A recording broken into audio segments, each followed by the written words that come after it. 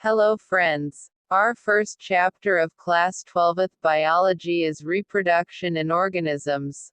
Our chapter starts with topic lifespan. Every living organism has a lifespan.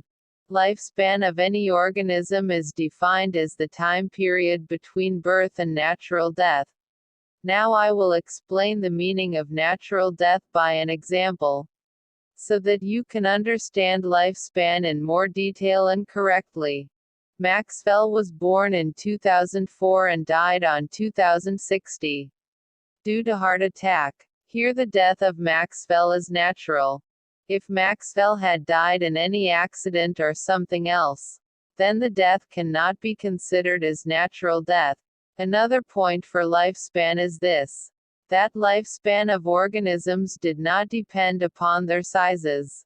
The lifespan of some organisms is given on the screen.